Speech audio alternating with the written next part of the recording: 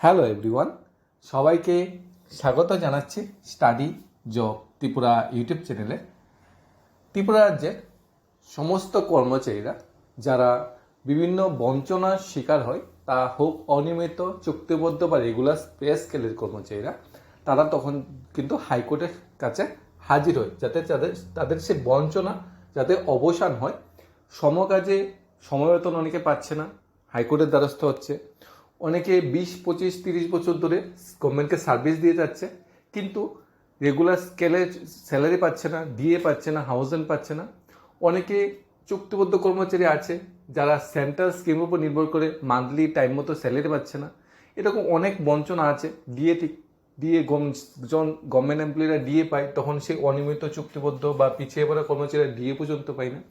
ঠিক আছে, এমন অনেক ধরনের কর্মচারীরা আছে যারা বিভিন্ন সময় বিভিন্ন বঞ্চনার শিকার হচ্ছে, বঞ্চনার শিকার হয়ে হাইকোর্টে যাচ্ছে। হাইকোর্ট কিন্তু তাদের বঞ্চনা অবসান করছে। বিভিন্ন কেস বিভিন্ন সময় হাইকোর্টে গিয়েছে এবং হাইকোর্টে কিন্তু কর্মচারীদের জয় হয়েছে।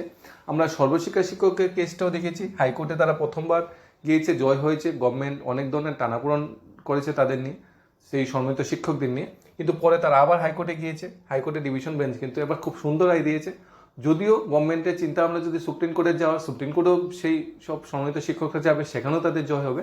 গভর্নমেন্ট কিন্তু বঞ্চনা যখন হয় না, বঞ্চনার বিরুদ্ধে যখন সরকারের বিরুদ্ধে বা নিজের বঞ্চনা অবসানে যখন কোর্টে যায় কোনো কর্মচারীরা, তখন কিন্তু কোর্ট কিন্তু তাদের থেকে মুখ ফিরে নেয় না। ত্রিপুরা হাইকোর্ট কিন্তু এই জন্যই বলি ত্রিপুরা হাইকোর্ট ত্রিপুরার গর্ব।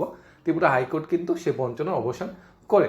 এসপিও জওয়ানদের ক্ষেত্রে যেটা হচ্ছে, তাদের এই মাসের ভিত্তিতে সমবেতন দেওয়ার কথা ছিল, যদিও পঞ্চায়েত নির্বাচন চলছে, দেওয়া হচ্ছে না। তখন তারা কি করবে? তখন তারা হাইকোর্টে আবার যাবে যে আদালত অবমাননা, যে আমরা রায়টা মানা হয়নি। হয়তো হাইকোর্ট তখন তাদের আবার ডেট দেবে 1 মাসের ভিতরে দিয়ে দেওয়ার, নতবা গভর্নমেন্ট কি করবে, কেসটাকে টেনে এসে সুপ্রিম কোর্টে নিয়ে যাবে। সুপ্রিম কোর্টে এসপিও জন্য যাবে, সেখানেও তাদের জয় হবে। একদিন দিতে হবে। হাইকোর্ট সুপ্রিম কোর্টের রায় তো আর না মেনে থাকা যায় না। এই ধরনের ধাক্কা একটা খেয়েছে ইদানিং। ঘটনাটা ঘটেছে জুট মিলের ক্ষেত্রে। জুট মিল একটি স্বশাসিত সংস্থা, অর্থাৎ একটি কর্পোরেশন যেটা বলা হয়, লিমিটেড সংস্থা, অর্থাৎ গভর্নমেন্ট আন্ডারটেকিং যেটা সংস্থা বলা হয়।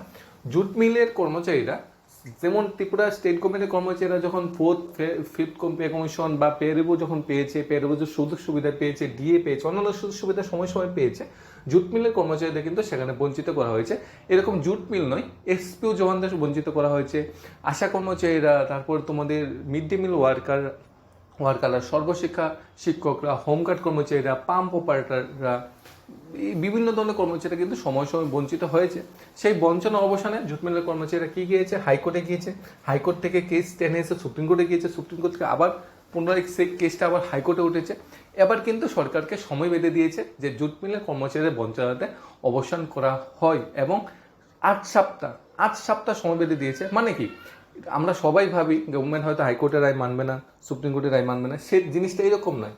যখন দেওয়ালে পিঠ থেকে যায়, যখন আর কোনো রাস্তা না থাকে, যখন কূটনীতিভাবে মানে কেসটাকে ডিলে করার আর কোনো অবলম্বন, আর কোনো রাস্তা না থাকে, তখন হাইকোর্ট বা সুপ্রিম কোর্টের অর্ডার মানতে কিন্তু গভর্নমেন্ট বাধ্য, নাহলে কিন্তু জেলেও যেতে হতে পারে আধিকারিক। ঠিক আছে, যেমন 8 সপ্তাহের ভিতরে জুট মিল কর্মচারীদের বলে দেওয়া হয়েছে তাদের যাতে যে সুযোগ সুবিধা আছে সেটা দিয়ে দেওয়া।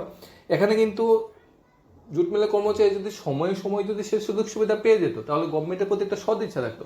বর্তমান সরকারের সময় কিন্তু তাদের প্রতি যেন অবমাননা হয়েছে, বঞ্চনা হয়েছে, এরকম নয়। তাদের বঞ্চনার ইতিহাসটা অনেক পুরানো। 1996 সাল থেকে তারা কিন্তু বঞ্চনার ইতিহাসটা চলে আসছে। তারা কিন্তু সেই বঞ্চনার বিরুদ্ধে লড়াই করেছে, লড়াই করে তারা একতা মেনটেন করে তারা কিন্তু জয় হয়েছে। জয় কি হয়েছে? ভালো জয় হয়েছে। অনেকে লাখ লাখ টাকা হিসাবে এরিয়ার টাকা এখানে পাবে, যদিও তাদের ন্যায্য টাকা সময়ে যদি তাদের টাকাটা দিয়ে দেওয়া হয়তো, গভর্নমেন্টের কোষাগারেও এতটা প্রেশার পড়তো না, গভর্নমেন্টও খুশি থাকতো, তারাও তাদের পরিবার নিয়ে খুশি থাকতো। আমার যখন দরকার ছিল, আমার যখন 10 বছর আগে যখন আমার বেতন দরকার ছিল, তখন আমি টাকাটা পাইনি। এখন বৃদ্ধ বয়সে টাকাটা পাবো। ওই ওষুধ পত্রাদি তো টাকাটা লাগবে, টাকা তো আর লস হবে না। কিন্তু সঠিক সময়ে যদি সঠিক জিনিসটা পাওয়া যেত, সঠিক সময়ে সঠিক বঞ্চনা অবসানটা করতো, তাহলে তো কর্মচারী আরো বেশি খুশি হতো। যার প্রথম ভালো তার শ্রেষ্ঠ ভালো। জুট মিলের কর্মচারীরা জয় হয়েছে, তাদের গভর্নমেন্ট সময় দিয়ে দিয়েছে যাতে সব, গভর্নমেন্ট না, কোর্ট থেকে সময় দিয়ে দিয়েছে 8 মাসের ভিতরে যাতে তাদের সব বঞ্চনার অবসান করা হয়। এখন গভর্নমেন্ট থেকে প্রচেষ্টা চলছে টাকা ব্যবস্থা করার, যদিও সরকার থেকে 8 মাসের সময় চাওয়া হয়েছে। যেটা কোর্ট মানেনি। কোর্ট বলেছে 8 সপ্তাহ মানে 2 মাসের ভিত্তি দিয়ে দেওয়ার কথা, এবং 2 মাস বলতে সেপ্টেম্বরের ভিতর তাদের যাতে সুযোগ সুবিধা পাওয়া যায়, অক্টোবরের আগে তাদের অ্যাকাউন্টে যাতে টাকাটা ঢুকে যায়। এর মধ্যে অনেকে রিটায়ারমেন্টে চলে গিয়েছে, তারাও কিন্তু টাকা পাবে, কারণ তারাও তো সেই সময় বঞ্চনা হয়েছিল। এরকম বঞ্চনা যখনই হয় তখনই কর্মচারীরা যখন আর না পারে, কোনো রাস্তা না থাকে, হাইকোর্টের দরজা যায়, হাইকোর্টে গিয়ে তারা সেই জয় কিন্তু হয়। এসপিও জওয়ানরা কিন্তু 1-2 জন কিন্তু হাইকোর্টে গিয়েছে, যায়নি। এসপিও জওয়ানরা হাজার 1.5 থেকে 2,000 এসপিও জওয়ানরা হাইকোর্টে গিয়েছে। তখন তাদের হাইকোর্ট সিঙ্গেল বেঞ্চ তাদের মানে আবেদনই নাকচ করে যেখানে দিয়েছে, ডাবল বেঞ্চ কিন্তু বলেছে যে সিকিউরিটি গার্ডরা 12-13 হাজার টাকা বেতন পায়, হোম গার্ড 18,000 টাকা বেতন পায়, পুলিশ কনস্টেবল 30-35 হাজার টাকা বেতন পায়, প্রাইভেট কোম্পানির সিকিউরিটি গার্ডটা বেতন পায়, ডিআরডব্লিউ যারা রেগুলার নয় তারাও 12,000 টাকা 13,000 টাকা বেতন পায়। তাহলে একজন এসপিও জন কীভাবে 7,000 টাকা বেতন দিয়ে একটা ফ্যামিলি চালাতে পারে, কি সম্ভব? তখন রায় দিয়েছে সমাজে সমবেতন। এখন অনেক এসপিও জন কনফিউশন আছে, অনেকে কমেন্টও করে। সম্মানিত আমাদের রাজ্যের প্রথম শ্রেণীর যারা নাগরিক বা প্রথম শ্রেণীর যারা যোদ্ধা এসপিও জনরা, তারা অনেক সময় কোশ্চেনও করে যে হাইকোর্টের রায় মানবে না। এরকম না, জিনিসটা এরকম নয়, মানতে হবে।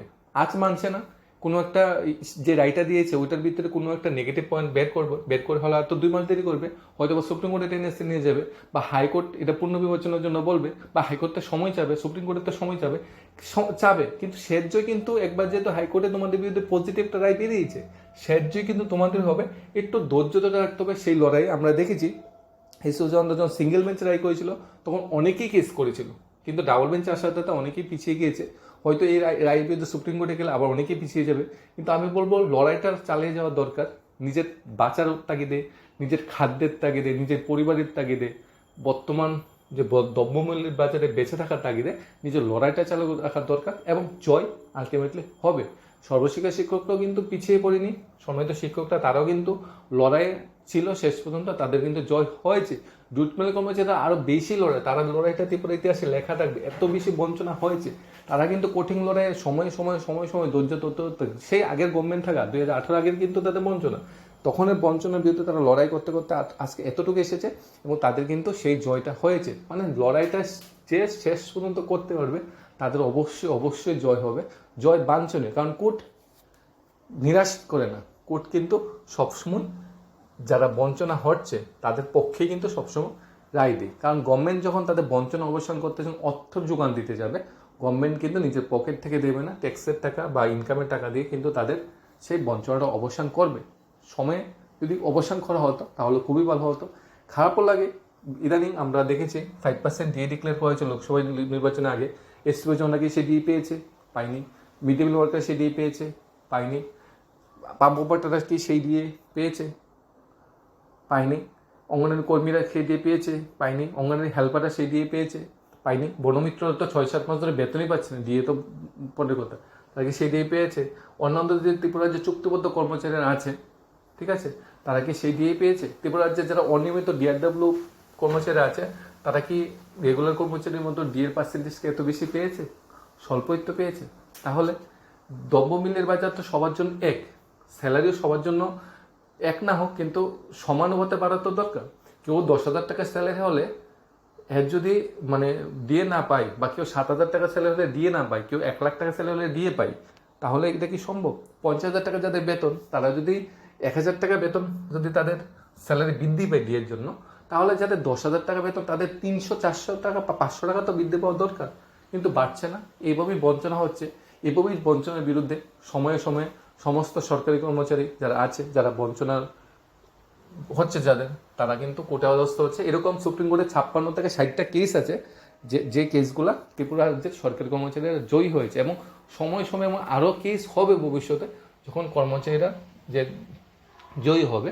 এবং এটা সময় সাপেক্ষ, একটু সময় নিয়ে নামতে হবে, কারণ আমাদের দেশের বিচার ব্যবস্থা একটু লম্বা প্রসেস হয়ে যায়, অনেকটা সময় লেগে যায়। একটা কেস 3-4-5 বছর 6 বছর চলতে থাকে, কিন্তু শেষ পর্যন্ত কিন্তু জয় হবে। এবং যখন জয় হবে, সেই জয়ের আনন্দটাও সবচেয়ে বেশি মানে খুশি বা সবচেয়ে বেশি আনন্দিত হবে এই পরিবার যারা যুদ্ধ অবতীর্ণ হয়েছে। এখন দেখার বিষয়, জুট মিলের কর্মচারীরা তো জয়ী হয়েছে, আমাদের সামনে থেকে এসে আশা করি সর্বশিক্ষা শিক্ষকরাও 1-2 মাসের ভিতরে তারাও মুখে একটা বড় একটা হাসির স্মাইল থাকবে। কারণ আমাদের শিক্ষক, সর্বশিক্ষা শিক্ষক আমাদের যে সমৃদ্ধ শিক্ষক, তারাও যখন স্যালারি ঠিকঠাক পাবে, সমাজে সমবেতনের মূল্যায়ন করবে, তখন আমাদের শিক্ষা ব্যবস্থার উন্নয়ন হবে। এসপিও জনরা আশা করি 1-2 মাসের ভিতরে তারাও তাদের বঞ্চনা যে অবশ্যই হাইকোর্টে রায় দিতে তারা সেটা পাবে। অঙ্গনওয়াড়ি কর্মীরাও যে গ্র্যাজুয়েটির রায়টা পেয়েছে, সুপ্রিম কোর্টে যে রাজ্য সরকার 10 years নিয়েছে, সেখানেও সুপ্রিম কোর্টে কনফার্ম রাজ্য সরকার হারবে, সেখানে অঙ্গনওয়াড়ি কর্মীরাও তাদের সেই ন্যায্য অধিকারটা পাবে। আশা করি স্বাস্থ্য দপ্তর জিডিএ ডিআরডব্লিউ এর কর্মচারী তারা কোর্টের যে সমবেতনের যে রায়টা বা সেটা উল্লেখ করেছে, তারাও সময়ে অবশ্যই জয়ী হবে। না হয়তো আমাদের কাছে কি আছে, আমাদের কাছে হাইকোর্ট আছে, আমরা হাইকোর্টে যাব, আমাদের নিজেরা লড়াই করব, লড়াই করেই আমাদের যে দাবি দেওয়া, যে আমাদের বঞ্চনা, সেটা ছিনিয়ে আনতে হবে। যখন আমরা আবেদন নিবেদনের মাধ্যমে কিছু না হয়, তখন কি করতে হবে, আমাদের সেই লড়াই যেতে হবে।